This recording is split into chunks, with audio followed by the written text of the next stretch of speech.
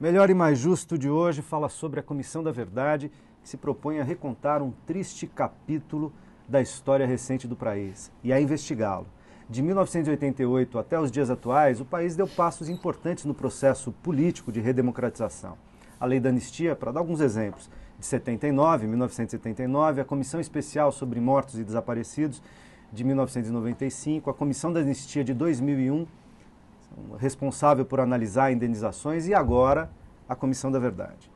Apesar do período longo a ser investigado, entre 1946 e 1988, vou até querer que vocês comentem esse largo gap de tempo, espaço de tempo, e do curto prazo para apresentar resultado. Quer dizer, a comissão tem 2 anos para apresentar seus resultados. Como que vocês avaliam as possibilidades de trabalho nessa comissão? Olha, o fato de ter 2 anos de prazo não importa, né? O Chile teve a primeira comissão da verdade também com espaço de 2 anos. Né? E essa comissão, ela conclui que teve 6 mil mortos e exige a constituição de uma nova comissão para continuar. Ela destapa a panela, né? Tira a tampa da panela. Hoje já aumentou. Traz para a agenda. Hoje já está na 4ª ou 5ª comissão da verdade, que foram sucedendo, pegando vários aspectos. O último relatório apresentado foi que não são 3 mil mortos, aliás, né? Não são 3 mil mortos, são 15 mil mortos lá no Chile, né? E dizendo que precisa continuar o trabalho. Então isso daí é uma coisa que não é importante o prazo, porque a gente vai continuar. Porque quando destapar essa panela de pressão, isso daí vai exigir mais trabalho. É óbvio que esse período enorme de tempo é para tentar descaracterizar. Então a forma como foi colocada, as pressões e contrapressões que foram apresentadas para aprovação do projeto de lei, levou a descaracterizar, dizendo o seguinte: não é a ditadura, vamos pegar um período de 46 em diante.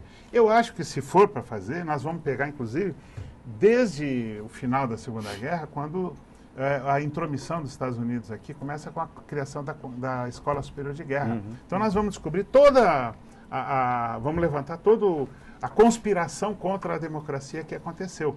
Agora, é óbvio que quem vai determinar o foco das investigações dessa comissão são os componentes da comissão. Então, o que está dito pode até ser de 46, 1910, o que for.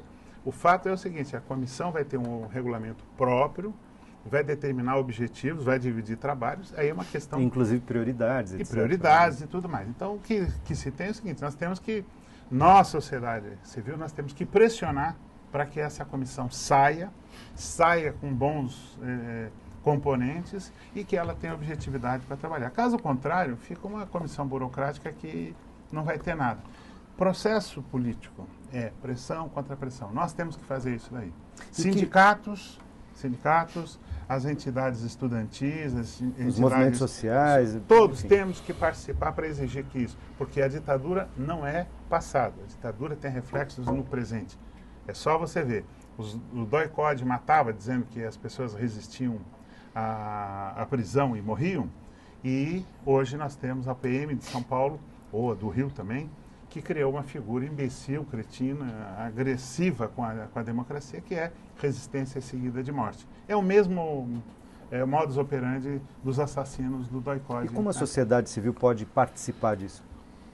Mais fortemente, mais intensamente? Na verdade, eu acho que a questão da sociedade civil, da participação da sociedade civil, também está ligada com a questão temporal. Não especificamente com essa questão temporal dos 42 anos, de 46 a 88, mas de uma série de prazos e tempos nesse processo que vem desde 1979. Na verdade, já a Lei de Anistia, em 1979, ela tem a sua apresentação ao Congresso antecipada pelo governo João Batista Figueiredo, na medida em que a sociedade começava a acumular forças, tá certo? Para fazer valer a sua demanda de uma anistia ampla, geral e restrita, né? E que, de certa forma, encantonasse contra a parede os militares, os agentes da repressão.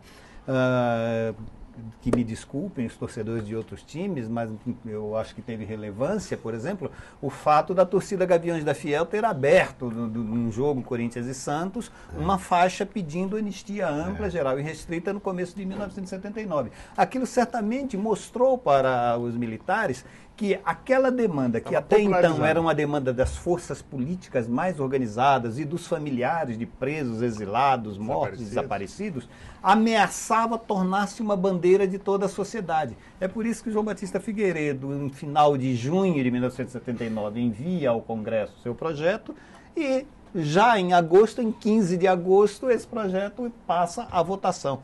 Então, essa lei de anistia acaba estabelecendo anistiados os crimes cometidos até 15 de agosto de 1979. Tem uma particularidade, é o fato de que já naquele projeto eles também fizeram um esforço para criar uma situação, a dos crimes conexos, de modo que pudessem posteriormente... Eles são... os governos militares, naquele momento... Com a colaboração projeto, da direita da oposição. Sim, acaba apresentando aquele projeto e a própria Ordem dos Advogados do Brasil dá um parecer. Depois se tornou ministro do Supremo Tribunal Federal, o Sepúlveda Pertence, dá um parecer dizendo que não, que essa anistia se aplica sim aos agentes da repressão estatal.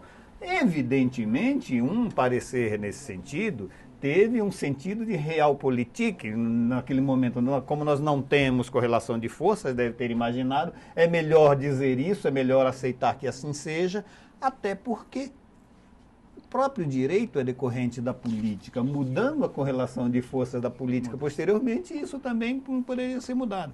Eu acho que é muito importante, por exemplo, que depois nós tenhamos tido a Lei 9.140, porque a lei de anistia dava, a 6683, a lei de anistia, dava aos familiares de presos desaparecidos a possibilidade de requerer a declaração de ausência dos seus parentes.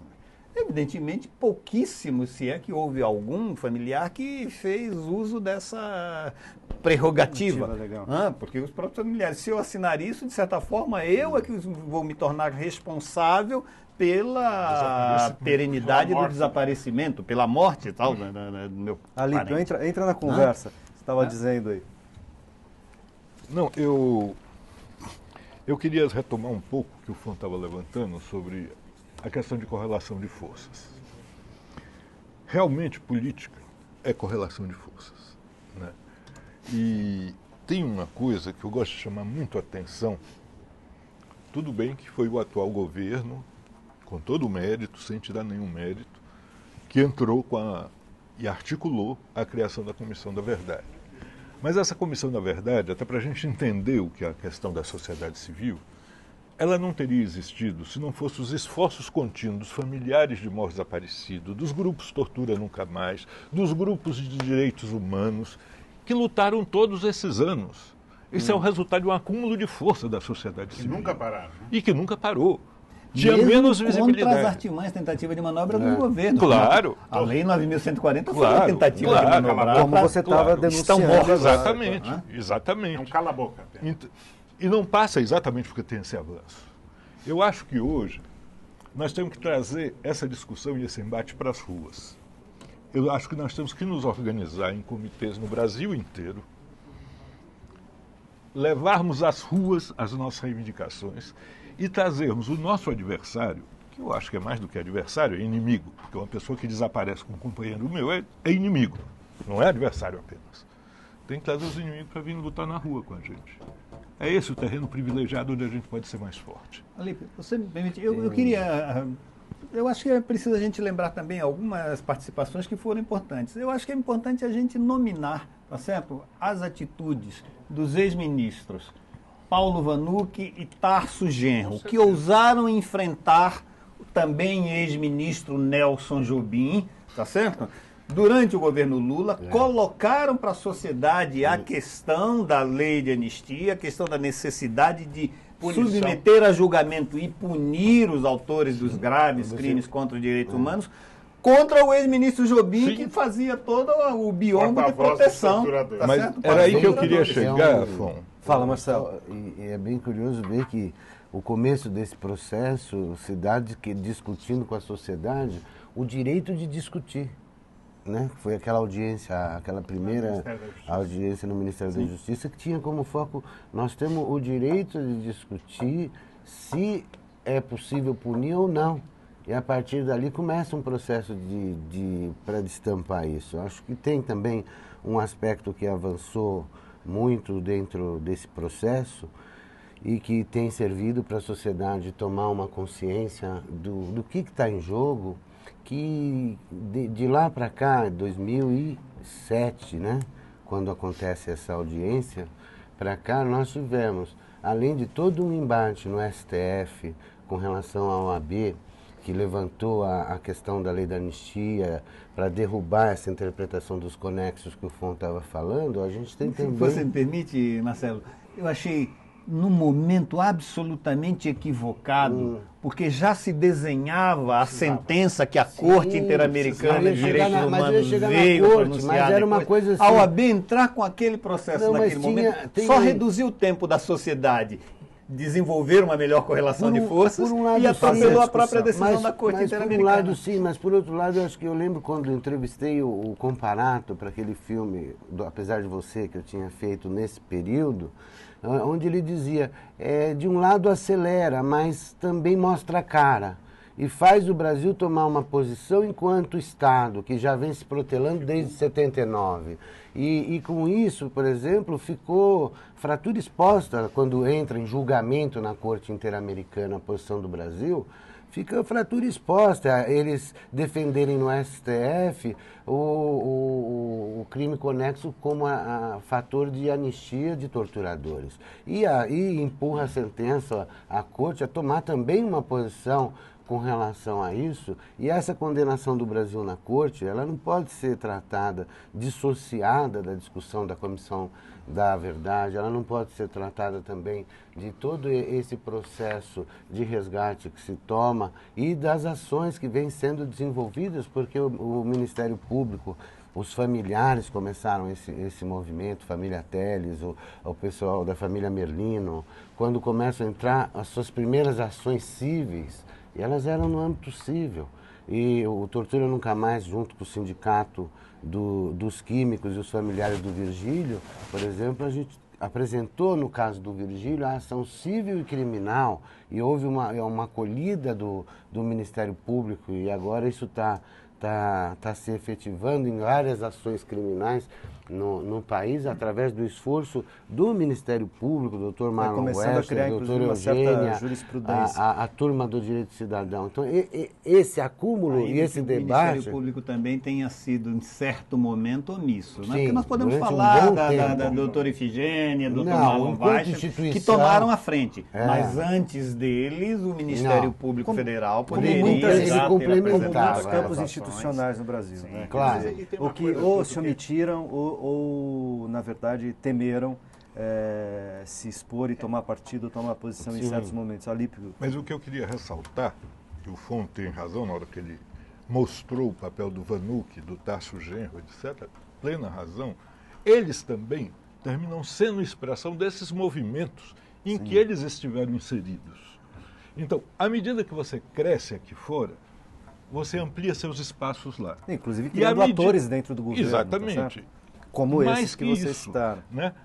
E na medida que eles estão lá, que nos representam, e a gente cria mais força aqui fora, ele tem a contrapressão necessária para ele enfrentar direito. Ele fica empoderado esse lá, trabalho né? tem que ser... Sendo frutos desse movimento, eles realimentaram esse movimento. E aí nós temos duas coisas que eu acho assim importantíssimas, que foram as que conseguiram começar a colocar mais amplamente para a sociedade a questão da anistia, a questão das reparações, etc. As políticas do ministro Paulo Vanuc, ex-ministro agora, particularmente de criação dos memoriais das pessoas imprescindíveis. Então, ele sai da casca de dentro do Ministério, do Palácio, e vai para as universidades, para os sindicatos, para as empresas, colocar as placas dos assassinados, para ser reconhecido por suas categorias, por seus grupos profissionais, por seus grupos. Isso é muito importante, porque a discussão sai de dentro As da caravanas, caixa as da caravanas da instituição. anistia também, né? Peraí, Marcelo. Não, tudo bem.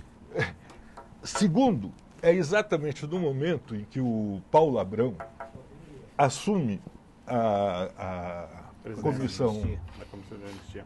de anistia e que a comissão, com o apoio do Tasso Genro, cria todo o sistema das caravanas da anistia, que vão para as cidades Também sai e faz a mesma coisa. E mais ainda, nesse caso, eles vão para a cidade julgar as pessoas que têm a ver com aquele universo daquela cidade. Quando estava em Brasília, tudo acontecia dentro do palácio e ninguém e sabia. se perdia no noticiário geral de Brasília, sendo chamada a atenção somente quando queriam fazer algum escândalo. Mais do que isso, ele recupera o caráter político. Pois Porque é. se queria reduzir a comissão de anistia só a conceder claro, ou não uma indenização. exato. E ele O tamanho, recupera o caráter Exato, político. Exato.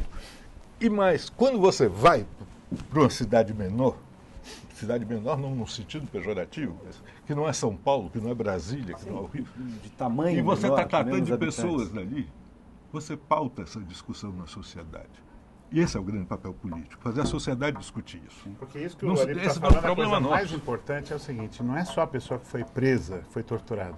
A discussão é muito maior. O país foi agredido como um todo. Essas pessoas estavam dentro da prisão, mas a família delas foram esculachadas pela imprensa, foram taxados de terroristas, de assassinos, Aí- quando absolutamente estavam lutando para devolver o país à normalidade democrática. Os amigos dessas pessoas foram vigiados, porque se eram amigos deles, eram suspeitos de também... Então, Atom, a questão, eu preciso fazer mais um intervalo e queria terminar dizendo o seguinte, quer dizer, na verdade, todas essas afrontas à dignidade, à segurança, à própria condição humana das pessoas, trazem uma questão ainda de fundo mais grave, quer dizer, é a sociedade tendo o direito de cobrar do Estado, não é, que ele não seja criminoso. Sim, claro. Nós vamos fazer mais um Tem o intervalo dever, e já tem o já direito. a gente volta. Já já a gente volta.